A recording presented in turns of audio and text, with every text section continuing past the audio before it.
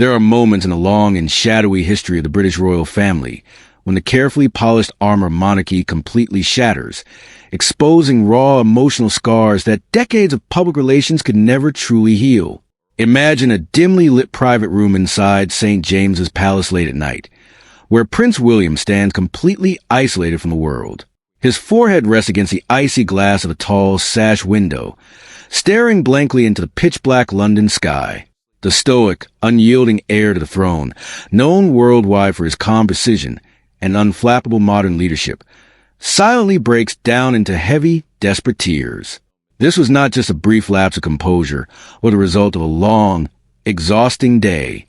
It was a devastating climax of explosive domestic confrontation that took place just floors below in the grand reception hall, a moment that brutally reopened 30 years of buried childhood trauma and set off a seismic crisis at the very core of the House of Windsor. To understand how this catastrophic moment unfolded, we must look back to exactly 8:45 in the evening at the private rear entrance of St. James's Palace. A dark, sleek sedan glides silently up the gates. The man who steps out has no official security clearance pass for the night's exclusive gathering, nor is his name listed on the master guest register strictly managed by the Lord Chamberlain's office. Yet, he walks past the outer perimeter checkpoints without triggering a single security alarm. The guards on duty recognize his face immediately, and none of them dare to be the ones to physically block Earl Spencer, the younger brother of the late Princess Diana. He enters the palace grounds with an unshakable, sinister purpose, determined to challenge the royal establishment on their own hallowed grounds. Inside, the reception was designed to be a quiet showcase of palace diplomacy and cultural preservation. King Charles stood near a magnificent fireplace, conversing softly with a visiting European ambassador. Queen Camilla circulated gracefully among high-profile dignitaries and art patrons, radiating an aura of calm royal legitimacy. The atmosphere was deliberately relaxed, an intimate evening away from the blinding flashes of press cameras. But the fragile tranquility vanished in an instant when the heavy double doors swung wide open. Earl Spencer walked into the room, totally ignoring every rule of royal protocol. He did not wait for a formal royal introduction, nor did he join the greeting line. He marched straight across the polished wooden floorboards, his footsteps echoing in a room that suddenly fell dead silent. Crystal glasses stopped clinking, and the atmosphere instantly froze as Spencer stopped merely 3 feet away from Queen Camilla. With a chilling level of calculated precision, Earl Spencer raised a single glove hand and pointed directly at the left lapel of Camilla's evening gown. He did not yell, but his voice carried a sharp, deadly edge that resonated through the silent room. He demanded an immediate explanation for why a specific, deeply sentimental piece of private family history was being openly displayed at a public state function without the express written permission of the Spencer State trustees. The item pinned to Camilla's chest was a breathtaking diamond and sapphire brooch, a legendary heirloom that originally belonged to the Spencer family archives before being presented to Diana on her wedding day in 1981. To Earl Spencer, seeing Camilla wear the sacred piece was not merely an aesthetic choice. It was an unbearable insult, a direct violation of his sister's memory, and open theft of his family's property rights.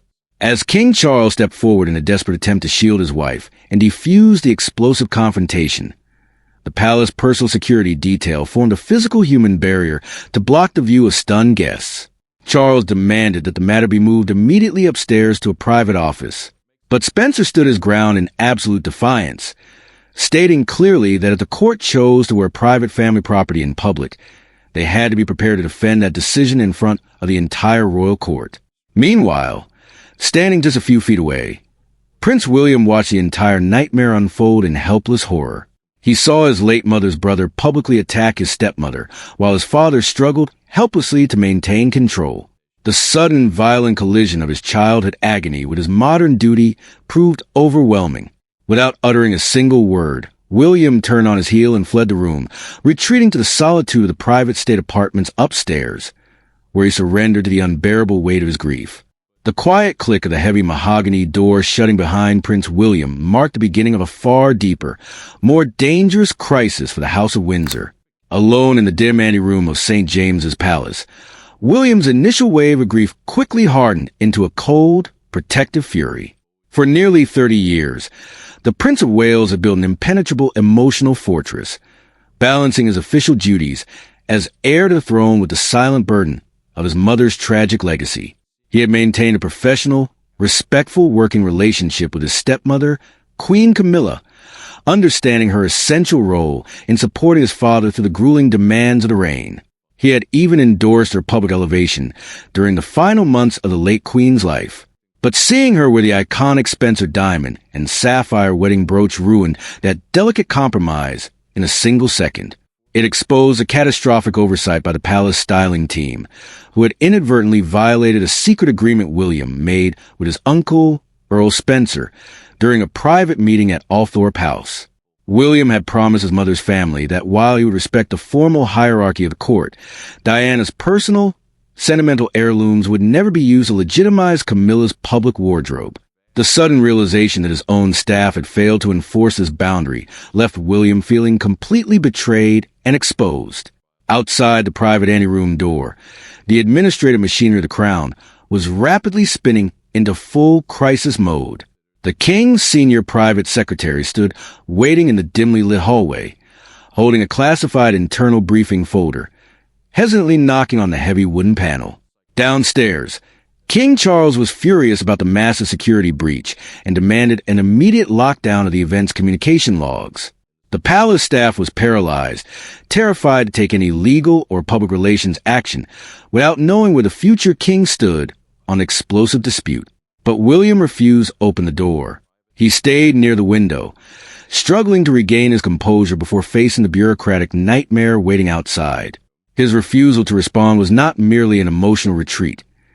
It was an unprecedented act of silent rebellion against his father's immediate authority. It created a dangerous structural rift between the office of the Prince of Wales and the office of the sovereign, threatening to disrupt long-term royal strategy at a time when the monarchy needed stability more than ever. The situation escalated further when King Charles dispatched his personal equerry to bypass the room's outer locks and deliver a handwritten letter directly to William. Written in the king's distinct fountain pen script, the message contained a direct royal command. William was to return to reception hall immediately and stand shoulder to shoulder with his father and Queen Camilla. The king wanted to present a unified family front to the remaining foreign diplomats and send a clear message that the crown would not be intimidated by an aggressive peer of the realm. William read the short note under the faint light of a desk lamp, his face turning to stone. In an unprecedented move that sent shockwaves through the inner circle of the household, William flatly refused his father's command.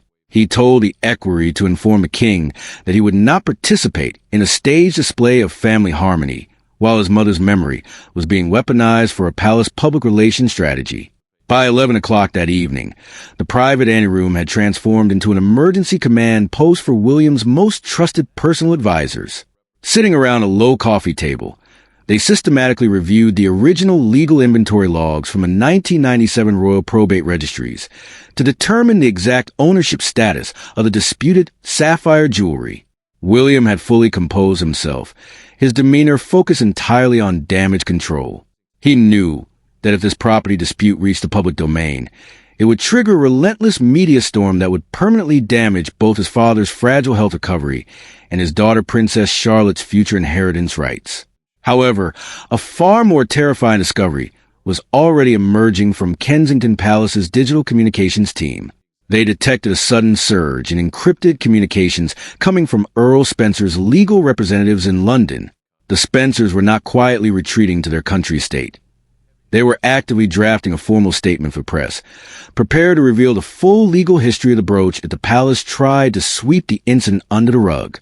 Meanwhile, at Clarence House, 2 o'clock in the morning brought no peace for King Charles.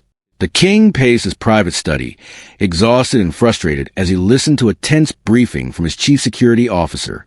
On his desk sat a secure tablet displaying the internal security logs of St. James's Palace. While the jewelry dispute was a public relations nightmare, the fact that Earl Spencer had bypassed outer perimeter security was an institutional disaster of the highest order. How had Spencer known the exact hour, private entrance location, and wardrobe details of a lockdown reception? An internal investigation revealed a terrifying reality.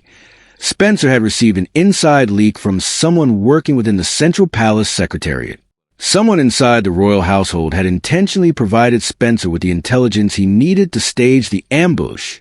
Facing a massive security breach, an aggressive legal threat, and an open rebellion from his own son, King Charles realized that the domestic peace of his reign had been permanently shattered.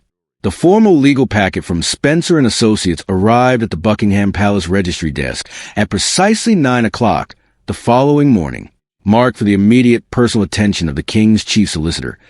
The file contained comprehensive, uncompromising demands backed by independent constitutional case law. Princess Diana's maternal family was not going to settle for a mere verbal apology from the palace styling team. They issued a strict 72-hour deadline for the permanent legal removal of the diamond and sapphire wedding brooch from the royal collection registries. This ultimatum highlighted the rapidly changing dynamic between traditional crown authorities and the historic aristocratic families of Great Britain. For generations, the peerage typically deferred to the sovereign on matters of property and dress, preferring to settle domestic friction through quiet compromises behind closed doors. However, the legal trustees of the Althorp House estate were operating under a completely modern philosophy. They viewed the unauthorized public display of their family's heirloom as a clear violation of explicit trust agreements signed during the 1996 divorce settlements. The tension within the palace legal department reached its absolute peak as solicitors cross-referenced the Spencer demands with historic statutes governing private inheritances. Earl Spencer's lawyers included a specific clause referencing the Hereditary Artifact Protection Act, a piece of legislation shielding ancient family treasures from being permanently absorbed by the crown during times of marital transition. If the palace chose to ignore the deadline, the Spencer trustees were fully prepared to file an immediate public petition in the High Court. Such an action would force an unprecedented judicial review of the crown's private jewelry acquisition policies, exposing centuries of private financial records to public scrutiny, a catastrophic scenario the Treasury Department desperately wanted to avoid. The immediate question paralyzing royal advisors was how Prince William would react to this official legal assault against his father's household. As the future king and a core beneficiary of his mother's private trust, William held a unique dual position that could entirely determine the outcome of the dispute. If he chose to back his father's lawyers, the palace could tie the Spencer trustees up in protracted legal maneuvers for years. However, if the Prince of Wales chose to maintain his stance of defensive neutrality, the crown's legal defense would completely collapse from a lack of family unity. The mystery of William's next strategic move was resolved during a private, closed-door consultation with his personal legal advisors at Kensington Palace. The prince made it completely clear that he would not authorize a single penny of his estate's resources to be used to fight his mother's family in an open court. He instructed his solicitors to draft a separate, independent memorandum confirming that his office fully supported a clean, permanent separation of the disputed Spencer artifacts from the general crown wardrobe. This internal move completely dismantled the palace's defensive strategy, forcing the king's advisors to abandon any plans for a legal counterstrike. Faced with total non-cooperation from the heir to the throne, King Charles moved quickly to contain the institutional damage before the deadline expired. He signed a formal executive release order authorizing the immediate and permanent transfer of physical and legal custody of the brooch back to the Spencer estate trustees. To prevent a public media circus at the palace gates, the transfer was executed in the dead of night, with a secure courier vehicle delivering the jewelry piece directly to a neutral high-security banking facility in the City of London.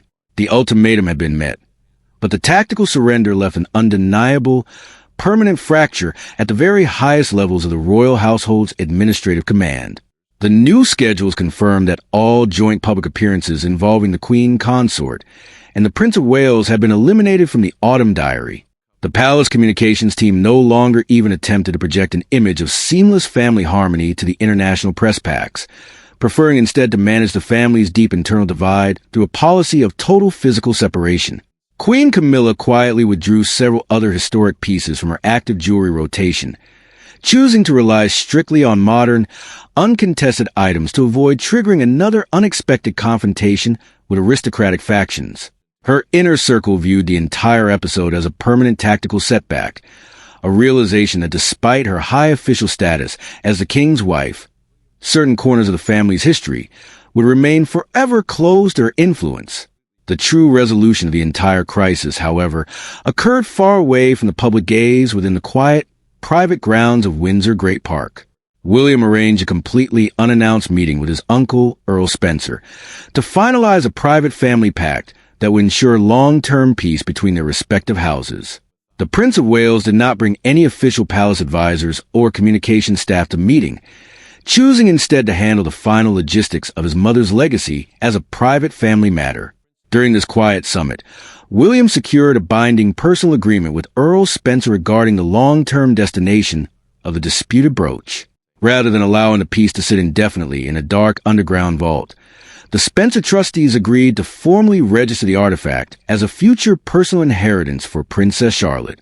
The paperwork was structured so that the jewelry would bypass the central crown collection entirely, transferring directly to the young princess when she reaches her 18th birthday to ensure it remains firmly within the direct biological line of Diana's descendants.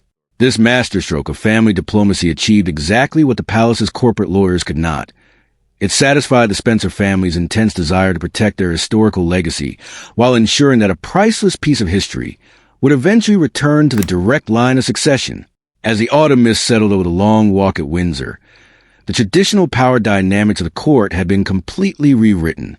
The brooch will wait in the vault until Princess Charlotte turns 18, a quiet symbol of promise kept between a nephew and his uncle, and a reminder that some family wounds never fully heal, no matter how many palace doors you close.